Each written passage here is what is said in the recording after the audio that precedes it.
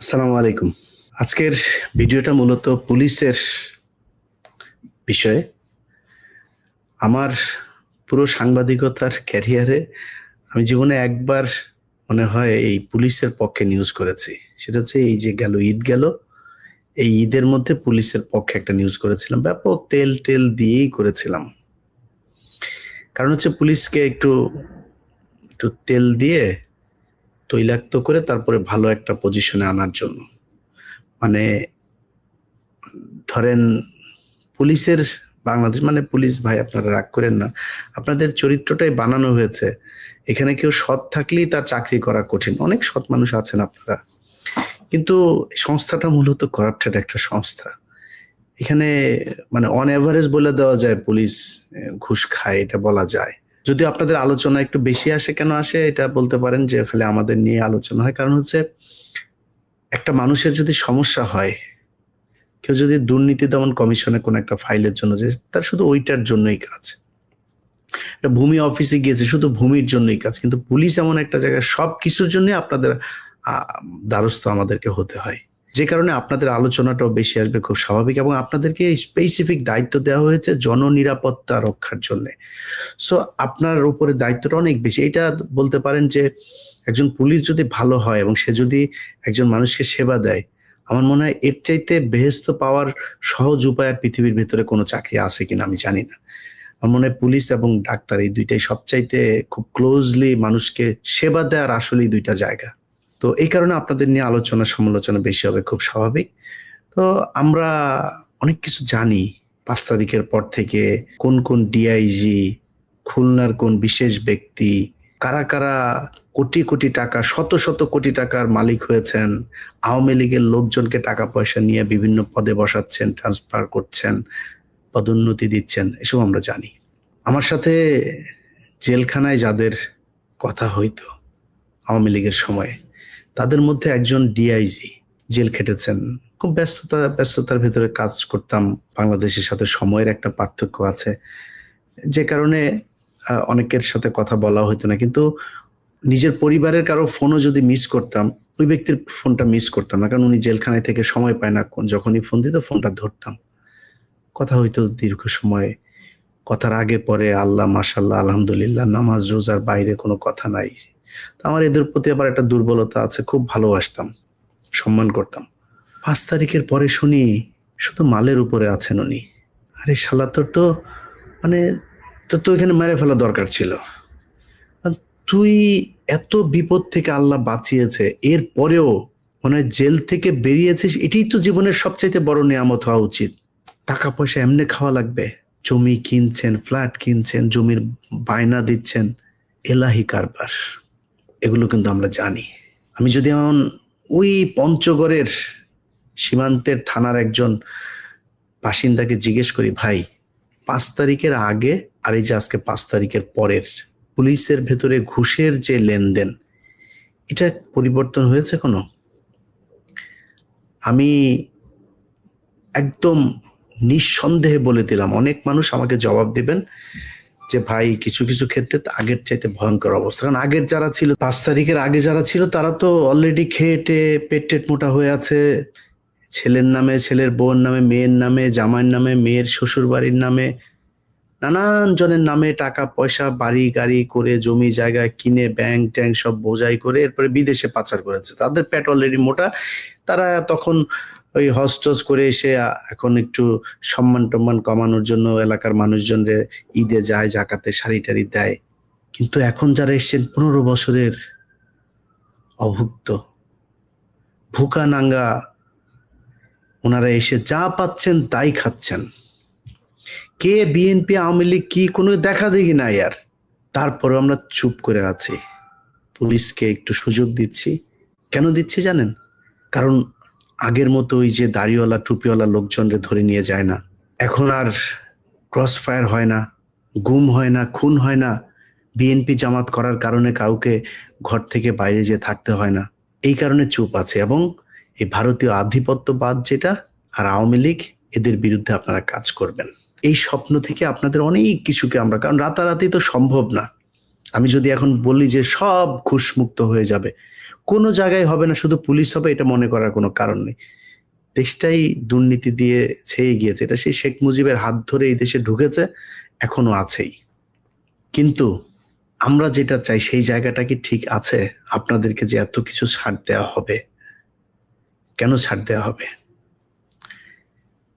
বাউফল থানার ওসি, সেই বাউফল থানার ওসিরে আমি একদম তার প্রমাণ সব সহ সেখানে নিউজ গেল।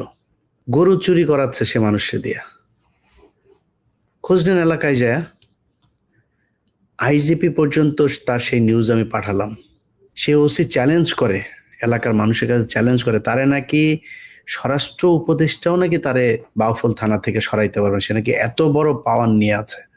তো সে ওসির এখন পর্যন্ত সরানো হয় নাই, কিচ্ছু বলি নাই। ঠিক আছে, ওসি তো তারা সরান নাই, ওকে ঠিক আছে। ওসি আর কি করবে এক থানার ভেতরে? মাসুদ করিম, সিটিটিসি, এই সংস্থাটার কাজ হচ্ছে, প্রতিষ্ঠিত হয়েছে মনিরুলের হাত ধরে, জঙ্গি নাটক সাজিয়ে মানুষকে জঙ্গি বানানো আর পৃথিবীর কাছে বাংলাদেশটাকে জঙ্গি রাষ্ট্র হিসাবে পরিচিতি দেয়া। সে মাসুদ করিমকে এনে 5 তারিখের পরে বসানো হলো সিটিটিসি। বেশ কয়েকদিন বলেছি এই মাসুদ করিমের নাম, আজকে হাতে ধরায় তারপরে বলে দেই মাসুদ করিম কে, সেটা আপনারা দেখেন একটু। 3APBN খুলনার এই যে এই পেজে, এই পেজটা হচ্ছে মাসুদ করিম এই 24-এর যে আন্দোলনের আগেও সে ওইখানে ছিল। 24-এর আগস্টে জুলাইতে আন্দোলন না, এই মে পর্যন্ত আওয়ামী লীগের বিভিন্ন প্রোগ্রামে ওর আব্বা শেখ মুজিবের প্রতিকৃতিতে ফুল দিতে গিয়েছেন আমার ট্যাক্সের টাকায় চলা ইউনিফর্ম পরে। সেই ব্যক্তি আজকে এসে নিজেকে ডিপ্রাইভড দাবি করেছে, বঞ্চিত দাবি করে তারপরে তিনি সিটিডিসির মতো একটা সংস্থার প্রধান হয়ে তিনি বসে গিয়েছেন। এখন যে ভালো হয়ে গিয়েছেন সেটাও না।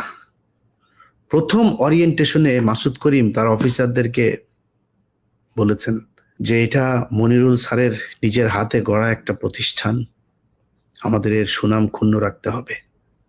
সেই সুনাম ক্ষুণ্ণ রাখতে গিয়ে তিনি কি করছেন, একজন অফিসার, তিনি, তাকে আমি পাঠিয়েছিলাম ওই আওয়ামী লীগের বিভিন্ন পেজে, তারপর ওই যে হোয়াটসঅ্যাপ গ্রুপগুলোর ভেতরে তারা ওই যে নাশকতার যে পরিকল্পনা করছে এরকম কয়েকজনের নাম্বার সহ আমি একটা ভিডিও পাঠিয়েছিলাম, বললাম ভাই এটা একটু দেখেন। তারা চেয়েছিল একটা অভিযান চালাতে, এই নাম্বারগুলো ধরে ধরে তাদেরকে ধরার জন্য। দেশেই আছে তারা। মাসুদ করিমের কাছে যখন পারমিশন আনতে গিয়েছে, মাসুদ করিম তাকে বলেছেন যে ছাত্রলীগ ধরা আমাদের কাজ না, উনি শুধু জঙ্গি ধরবেন, বাংলাদেশে প্রচুর জঙ্গি ধরবেন উনি। সে জঙ্গি ধরতে গিয়ে এই গতকালকে ওই উত্তরা থেকে 3-4টা বাচ্চা ছেলেকে ধরে এনেছে, নিরীহ একদম ইনোসেন্ট ছেলে পেলে, মেধাবী ছেলে পেলে, তাদেরকে ধরে এনেছে। এই তালিকা তিনি কোথায় পেয়েছেন? আওয়ামী লীগের সময়ের যে তালিকা, সেই তালিকা দেখে তিনি এখন অভিযান পরিচালনা করছেন। সেই মাসুদ করিম আপনার শেখ মুজিবের জন্মদিন 15ই আগস্ট, শেখ মুজিবের স্বদেশ প্রত্যাবর্তন দিবস থেকে শুরু করে মুসলমানি দিবস, সব দিবসে গিয়া তিনি এই ফুল টুল দিয়ে আসতেন। এখানে এসে তিনি এডিসি নাজমুলের কথা, আপনারা বহুল প্রচলিত এই নাম, এডিসি নাজমুলকে তিনি তার দলে রেখেছেন। এরকম আরো বেশ কয়েকজন আওয়ামী ঘেঁষাব অফিসারকে এনেছেন, যারা শেখ হাসিনার সময় বিভিন্ন ধরনের জঙ্গি নাটক সাজানোর ওস্তাদ, এদেরকে তিনি দলে এনেছেন, তাদেরকে নিয়ে এই কাজগুলো করছেন। গত সপ্তাহের একটা ঘটনা, ওইখানে এডিসি ফরহাদ নামে একজন, এই ব্যক্তি আওয়ামী লীগের সময় চাকরি ছেড়ে দিয়ে আমেরিকা চলে এসেছিলেন 2021-22 বা কোনো একটা সময়ে। তাকে পলাতক দেখিয়ে আবার আওয়ামী লীগ, মানে তাদের সরকারি যে অন্য কোনো অভিযোগ নাই, যেহেতু সরকারি যে নিয়ম থাকে, তাকে পলাতক দেখিয়ে তার বিরুদ্ধে আবার মামলা বা বিভাগীয় কিছু একটা করা হয়েছিল। যাই হোক, সেটা আওয়ামী লীগের সময়। 5 তারিখের পরে তাকে আবার পুলিশ থেকে বলা হয়েছে যে তুমি আসো দেশে। সে খুব মেধাবী অফিসার, এখানেও আপনার একটা মোবাইল কোম্পানিতে আইটিতে জব করতো। তো মেধাবী যেহেতু, তাকে বলে তোমাকে আমাদের দরকার, তুমি এসো। তাকে নিয়ে এই মাসুদ করিমের এখানে নিয়ে দিয়ে আসা হয়েছে। মাসুদ করিম তাকে চায়নি। এখন এই লোকের এখানে গত সপ্তাহে হারুন ইজার গিয়েছিলেন মামলা সংক্রান্ত কথাবার্তা বলতেই। তারপরে সিটিটিসি এবং বাংলাদেশে ইয়েদেরকে নিয়ে যেই অবস্থা আমাদের বোঝানো হয়েছে এতদিন ধরে, যে বাংলাদেশ একটা বিশাল জঙ্গি রাষ্ট্র, এখানকার দাড়ি টুপিওয়ালাদের কাজই হলো খালি বোম বানানো আর মানুষের খালি মারা, এই ধরনের একটা চিত্র তৈরি করা হয়েছিল। তো হারুন ইজাহারকে তো বানানো হয়েছে বিশাল বড় এক জঙ্গি, সে ওইদিকে আরো অনেক আলেমদেরকে এইভাবে কালার করা হয়েছে। তো এই লোকটা শুনেছে এতদিন একটা, কিন্তু ভিতরে যায় দেখে ঘটনা আরেকটা। তো ওর কাছে খুব খারাপ লেগেছে যে আমরা তো এতদিন ধরে জানি আপনি বিশাল বড় এক সন্ত্রাসী, এই তাহলে ঘটনা। তো সে ওনার সাথে আবার একটা ছবি তুলেছে, ছবি তুলে সেটা পোস্ট করেছেন ফেসবুকে। সেই পোস্ট আবার নিয়ে মোহাম্মদ আলী আরাফাত, ওই যে হিরো আলমের কাছে যিনি হেরেছিলেন, সেই মোহাম্মদ আলী আরাফাত, শমী কায়সারের 6 নম্বর স্বামী, তিনি গিয়ে করলেন কি, টুইটারে তিনি পোস্ট করলেন। টুইট করার পরে সেইটার প্রেক্ষিতে এই যে মাসুদ করিমের ওস্তাদ মোহাম্মদ আলী, মাসুদ করিম তার ওই পোস্টের কারণে তিনি কারণ দেখিয়েছেন যে আমেরিকান এমবেসি নাকি বিশাল অ্যাকশনে যাবে এরকম কিছু করার কারণে, কারণ দেখিয়ে তিনি সেই এডিসি ফরহাদকে এখান থেকে সরিয়ে দিয়েছেন। অথচ সেই এডিসি ফরহাদ এই জুলাই আগস্টের আন্দোলনের সময় সে ছাত্রদের পক্ষে ফেসবুকে পোস্ট করত। সে 5 তারিখে প্রথম মনিরুল পালিয়ে যাওয়ার তথ্য দিয়ে তার ফেসবুকে পোস্ট করে, এখানে আছে সেই পোস্ট। সেই ব্যক্তিকে তিনি সিরাজগঞ্জে বদলি করেছেন। এই হচ্ছে মাসুদ করিম। আমরা পুলিশের ভেতরে এত আলোচনায় আজকে আর গেলাম না, শুধু একটুখানি আপনাদেরকে বলে যেতে চাই, পুলিশের আইজিপি, কমিশনার থেকে শুরু করে যারা যারা আছেন, যেই ডিআইজিদের কথা বললাম, কাদের কথা বলেছি আপনারা নিশ্চয়ই জানেন, আমরা এখন আর নাম বলতে চাই না। এইসব অফিসার আওয়ামী লীগ, ভারত, প্রথম আলো, ডেইলি স্টার, জঙ্গি নাটক সাজানোর সাথে যারা জড়িত, আওয়ামী লীগের সময় যারা ডিএমপিতে নানান ধরনের নাশকতার কথা বলে বিএনপি জামায়াতের উপর স্টিম রোলার চালিয়েছে, তাদের ব্যাপারে খুব দ্রুত পদক্ষেপ নিতে হবে। যদি না নেন,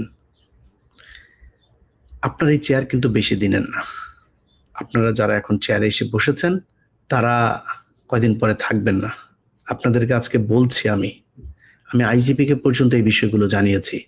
ওনাদের মনে হচ্ছে যেন সুরসুরি লাগে, চুলকাইলে সুরসুরি লাগে, খুব একটা টের পায় না আসলে সুরসুরিটা দিচ্ছে কোত্থেকে। কয়দিন পরে কিছু করার থাকবে না, না মাসুদ করিমরে সরাইতে পারবেন, না আমারে কিছু করতে পারবেন। মান সম্মান নিয়ে থাকতে দিব না সমাজে। আমরা অনেক কিছু মেনে নিচ্ছি, মেনে নিব, কিন্তু এই জায়গায় ঠিক হইতে হবে। আওয়ামী লীগের লোকজনরে পুলিশে এত লোক বিএনপির কোত্থেকে আসলো? আমরা তো 4 তারিখেও তো আমার শেষ ভিডিও ছিল যে যারা আজ পর্যন্ত, এখনো পর্যন্ত আপনাদের সময় আছে সরকারি অফিসে সচিব নাকি সবই নাকি এখন বিএনপি আর জামাত। আরে এত বিএনপি জামাত থাকতে আপনারা একজন তো শুনলেন না, পর থেকে সরে আসতেন। এত বড় হত্যাকাণ্ড চলছে এই দেশের, রিক্সাওয়ালা পর্যন্ত পাশে এসে দাঁড়িয়েছে, গার্মেন্টসের কর্মী পাশে এসে দাঁড়িয়েছে, বস্তির মানুষ এসে রাস্তায় দাঁড়িয়েছে ছাত্রদের পক্ষে। আপনারা কেউ গিয়ে তো দাঁড়ালে, একজন মানুষও তো যান নাই। আমরা যে এত বলা বলি করেছি যে আপনারা যারা সরকারের বিরুদ্ধে আছেন আপনারা জনগণের কাতারে এসে দাঁড়ান, একজনও আসলেন না। 6 তারিখে সব সচিবালয় পুরা বিএনপি আর জামাতে ভরা। এত বিএনপি জামাত দেশে ছিল, এত পুলিশ অফিসার দেশে ছিল। আমরা তো জানি এই যে পুলিশের যে এসপি যে বিসিএস নিয়োগ দেয়, 14 গোষ্ঠী হিসাব করে তারপর আপনাদেরকে নিয়েছে। আপনারা আওয়ামী লীগ করতেন, এদেরকে সরানো উচিত। প্রচুর লোক আছে বেকার দেশে, গেল কয়েকটা বিশেষ, সব কটারে বাদ দিয়ে দেওয়া দরকার। আমার পরিচিত যা হইলো তারা বাদ দিয়ে দেওয়া উচিত। আপনি চাকরি পাইলেন কেমনে? এগুলোর বাদ দেন। বিশেষ করে যেগুলি এমপির কাছ থেকে ওই যে এনেছে, ফর্ম এনেছে, যে আমি তাকে ব্যক্তিগতভাবে চিনি, সে আমার ছাত্রলীগের সক্রিয় একজন কর্মী, আমি তার কামনা করি, যে একটা দেয় না প্রত্যয়ন পত্র, এগুলো এনে যারা চাকরিতে, সব কটাই এখানকার, ও নিজে স্বীকার করেছে ও ছাত্রলীগ করে, ও চাকরির সময় লিখিত দিয়েও চাকরিতে ঢুকেছে। আপনি এত হইলেন কেমনে?